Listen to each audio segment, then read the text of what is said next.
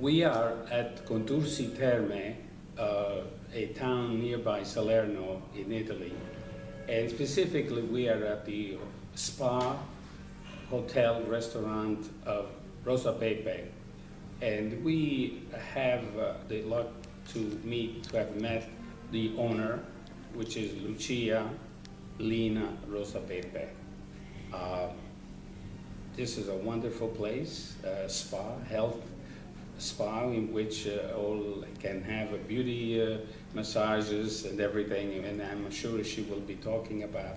But she is an author, Italian-American writer, living in Italy, and she writes songs, and she built music to her songs also. She's having great success, and we are really happy to have her with us. Welcome. Thank you very much.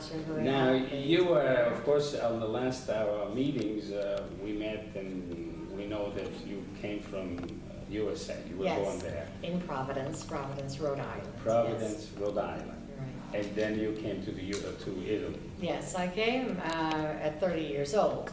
So I left one part of my life and started over again.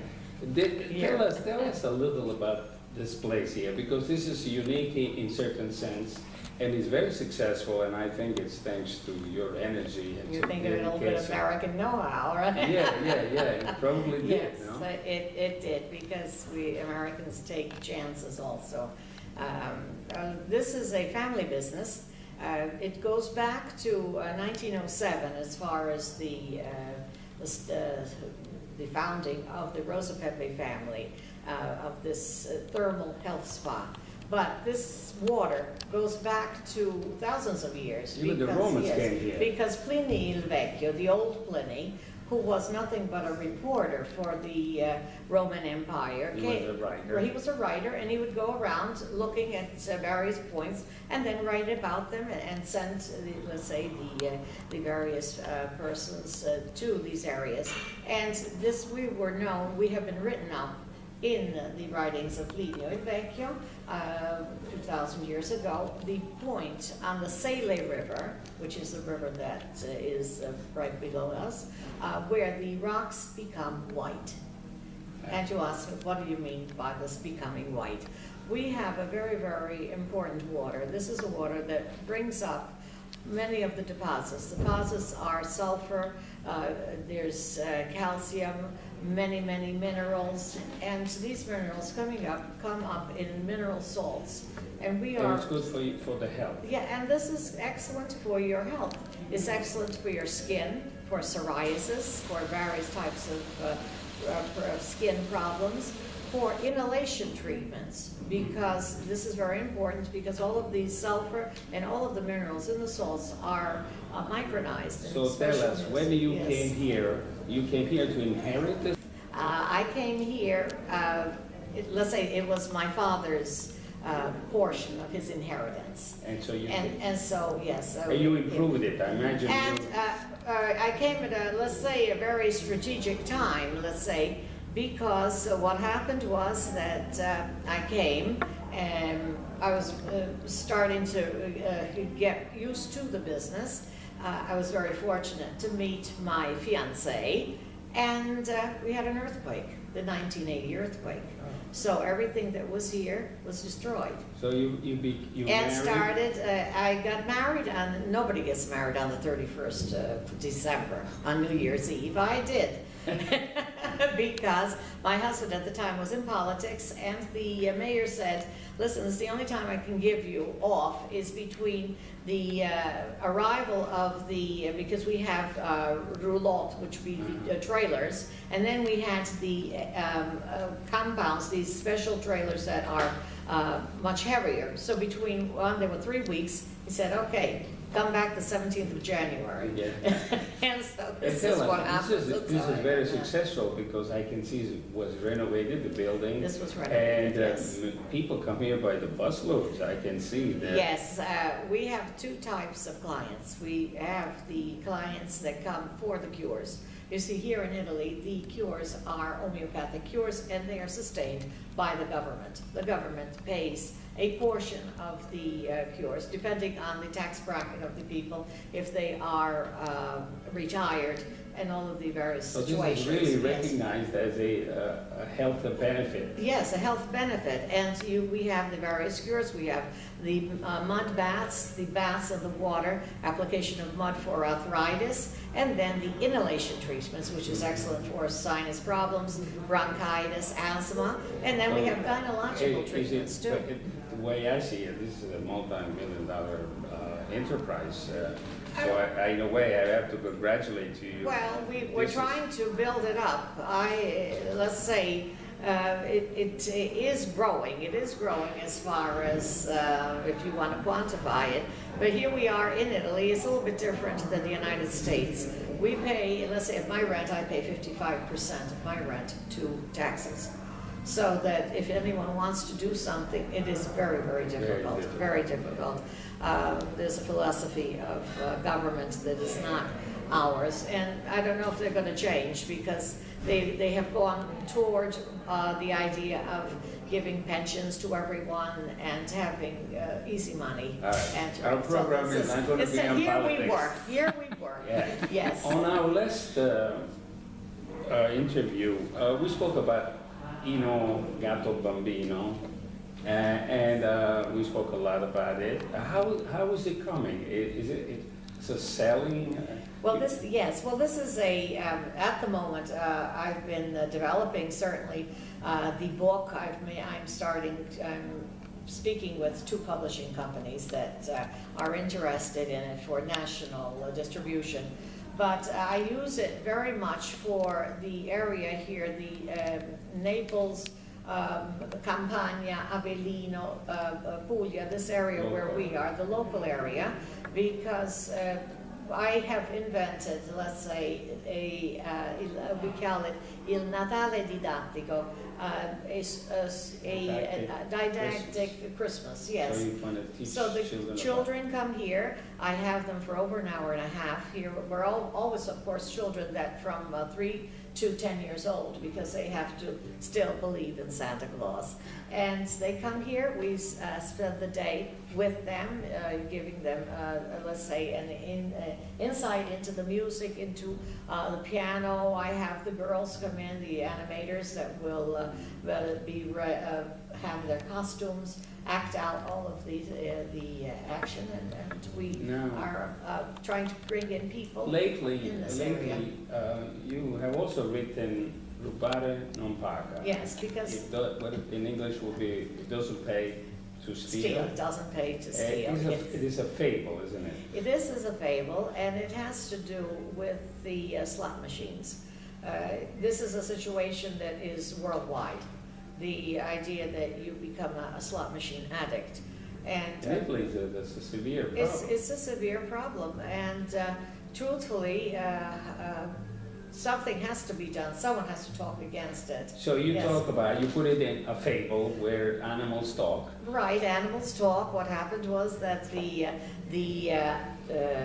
gallo went to get the pension. The rooster went to pick up his grandmother's pension, and with his very dear friend, La Faina, what is it? I don't know myself. Right, the weasel. Yes, his dear friend was a weasel. And so the 2 of them, yes, very appropriate. The 2 of them go off, go and pick up the pension for the grandmother. And of course the grandmother said, don't stop anywhere. You come immediately home. And what do? They stop at the machine. No, they stop and buy chewing gum. Yes, at the store. And of course here we have the tabacchino, where they sell the cigarettes, and you have the gum and all of the candies and all. But there are also the slot machines. And this slot machine, her name is Sfidessa Fortuna, defying fortune. That is what Sfidessa Fortuna means. She says, come and play with me, give me your hand. And of course, playing with her, what happens? They lose everything. Playing with right, known as pension. Yes, and they lose everything to the last dime. And of course, they don't know how they're going to face up grandmother. now, and so they decide that being that the next week is Easter, they rob all of the eggs that are used for cooking in the Sele Valley, because this area where we are is called the Sele Valley. They hide it in a beautiful point that is a waterfall in Sinergia, and they ask for the ransom. So, of course, you have a tragedy because, at Easter, especially here in Italy, you have to make your pastiera, you have to make lasagna, all of the desserts and everything that eggs are basic to the kitchen. And they had to call this police chick. Her name is Pulcina Pasquina, and she will resolve the case. She will find these two robbers, and then they will be punished. Being that this is a first-time offense, they will be put to work, and they will work honestly in the supermarkets that they robbed. So this is the moral of the story is stay away from these machines. You also put it into a song. Yes. And we will listen and we'll see you here playing piano. The song. Rubare non paga. In effect, this story is related to Gatto Bambino, because that relates to Christmas. Yes. This one is to Easter. Right. This was because these are friends of Eno, of course, and the children who come here know that Eno has all of his different friends, and it was also to make a broader aspect of the fairy tales that I write. Yes. Tell us a little about your musical background. Did you learn how to play piano by here? No, I am from Rhode Island. I studied piano privately at school, and then of course I studied with various pianists. I got my bachelor's degree at URI, University of Rhode Island. Then I studied here in Italy for a year with a great concert pianist at the Conservatory of Rome, Rodolfo Caporali, and then went back I won a fellowship to Connecticut College, and I got my master's degree there. And I continued with my doctorate at NYU, always in piano performance and musicology.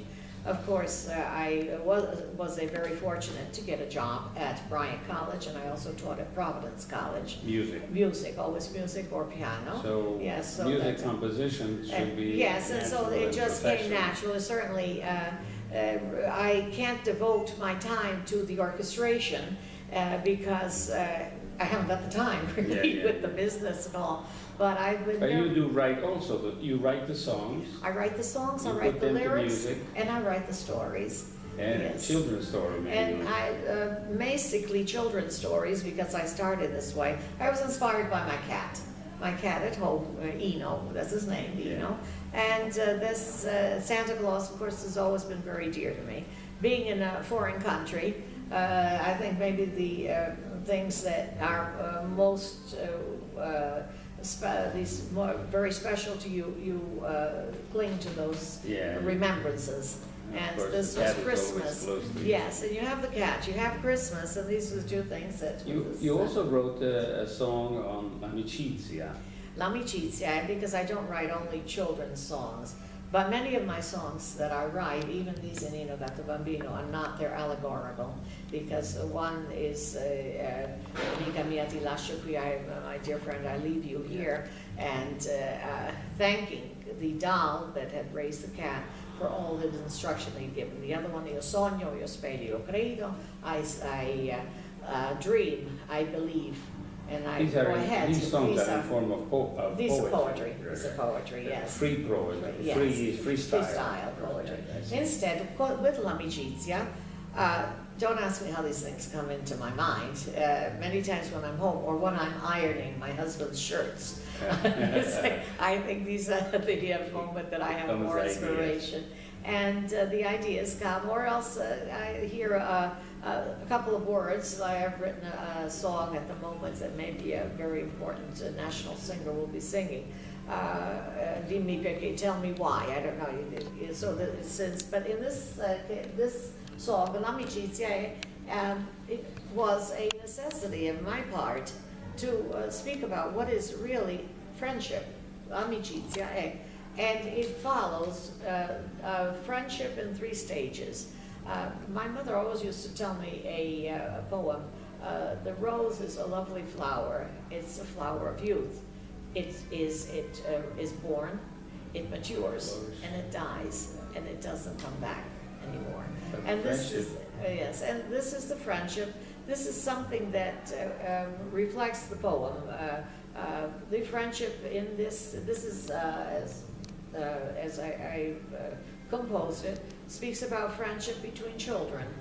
And there's the loveliest friendship, because there's that moment of innocence. You can count on that. Friendship grows with the people as they grow. The people. Then what happens is this couple matures, and of course the friendship blossoms in another situation. And true friendship in this particular, that they are young adults. What happens is that they have a fight, but in real friendship, if you're really friends, you know when to forgive. And this is very important, because this is always a reflection on matrimony, because we have situations now that are terrible. People are not conscious of the damage, and they divorce. And if they don't have children, it's one thing, but when they have children, they do not, they're too egoistic, and they do not realize what the damage that they are doing on those children. Tell me, L'Amicizia, now you prepared a book for the Pope? Yes, Francesco? I have prepared for the Pope, and I've been very fortunate. Maybe we can show it? Yes, this is the album of, and of course, if people are interested in seeing this, this is on YouTube. It's Rosapepe, L'Amicizia on YouTube. Mm-hmm. And Assunta Carelli? Assunta Carelli is the singer. She's a girl from Castellammare di Stabia. Yes, in Naples. This is the song. And this is the song, the album. Friendship is. Friendship is. And what is you friendship? Give different examples of. Yes, and this is these are all the pictures, clips from the film, the most important ones. And then, of course, I don't want to tell the ending of it, the last stage of friendship. But this will be presented and this will be, in a couple of weeks, I will be called to Rome, and at an audience of the U.S., you know. Yes, yes.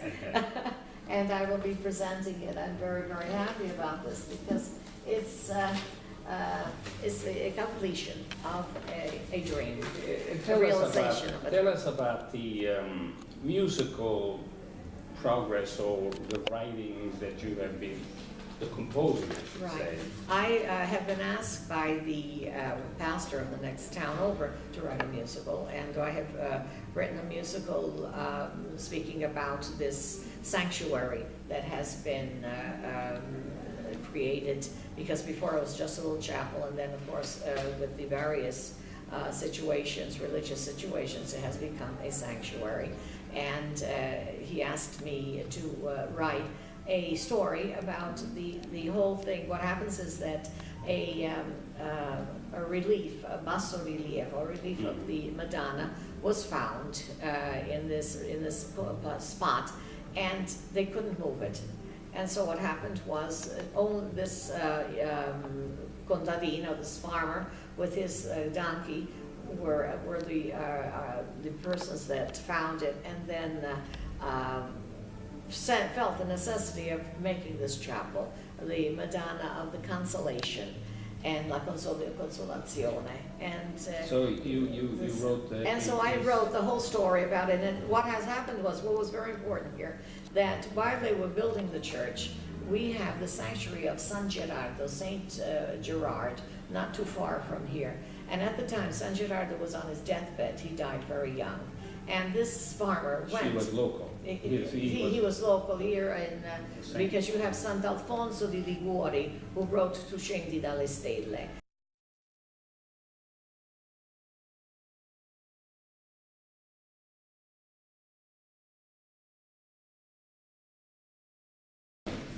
L'amicizia è...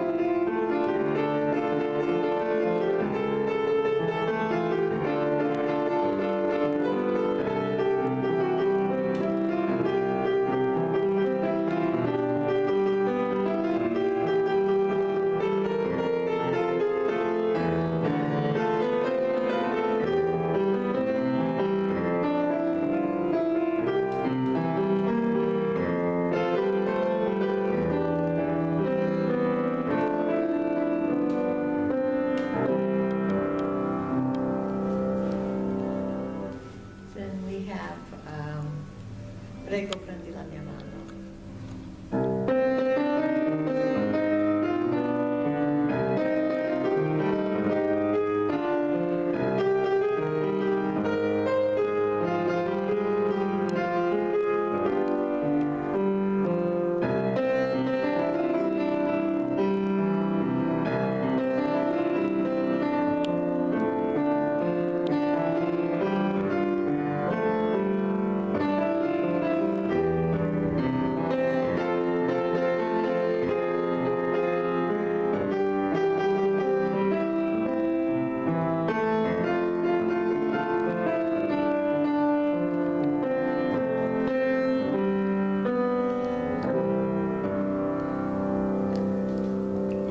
This is a piece that is not finalized yet, but I have a very important singer, Italian singer, who's interested in it.